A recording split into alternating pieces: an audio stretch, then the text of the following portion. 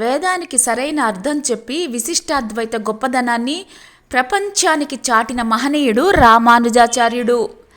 ఆయన మరణించి 1000 ఏళ్లు దాటినా ఇప్పటికీ ఆయన శరీరం శ్రీరంగంలో భద్రపరిచి ఉంది.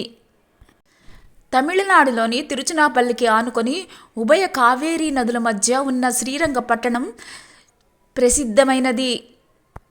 ప్రసిద్ధ వైష్ణవ దివ్యక్షేత్రాలలో ఒకటైన శ్రీరంగంలో విష్ణుమూర్తి స్వయంభువుగా అవతరించాడు. 7 ప్రాకారాలతోటి నిర్మితమైన ఈ ఆలయంలో అడుగడుగునా ఎన్నో ప్రత్యేకతలు ఉన్నాయి.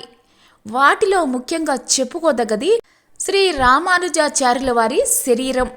పద్మాసనంలో యోగ భంగిమలో కూర్చొని రామానుజులు ఇక్కడ శరీరాన్ని విడిచిపెట్టారు. ఆ కూర్చున్న భంగిమలోనే ఇప్పటికీ ఆ శరీరం కనిపిస్తుంది. ప్రతి సంవత్సరం 2 సార్లు ఆయన కోసం ఒక ఉత్సవాన్ని నిర్వహిస్తారు. ఆ సమయంలో కర్పూరం, కుంకుమ పువ్వును ఒక ముద్దగా నూరి రామానుజుల శరీరానికి పూస్తారు. అందువల్ల ఆయన శరీరం ఒక ఎర్రని వర్ణంలో విగ్రహంలాగా మెరుస్తూ కనిపిస్తుంది. అయితే హారతి ఇచ్చే సమయంలో ఆయన కళ్ళు, గోర్లను మనం స్పష్టంగా గుర్తించవచ్చు. కుంకుమ పువ్వు లేపనాన్ని అక్కడ అద్దకపోవటం వల్ల హారతి వెలుగులలో అవి మరింత ప్రకాశవంతంగా కనిపిస్తాయి.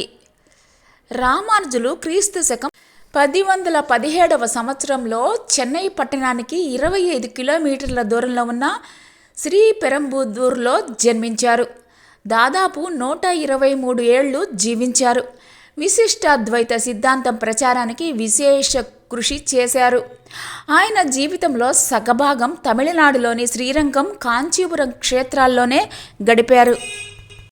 కలియుగ దైవం తిరుమల వెంకటేశ్వర స్వామి విగ్రహం విష్ణువు రూపానిదా, శివరూపానిదా అని వైష్ణవులు, శైవుల మధ్య వాదోపవాదాలు జరిగాయి. రామానుజాచార్యులు పరిష్కారాన్ని చూపించారు. తిరుమల స్వామివారి గర్భాలయంలో శంకు చక్రాలను ఉంచాడు. తెల్లవారి చూసేసరికి స్వామి వాటిని ధరించి కనిపించడంతో ఈ సమస్య పరిష్కారమైంది.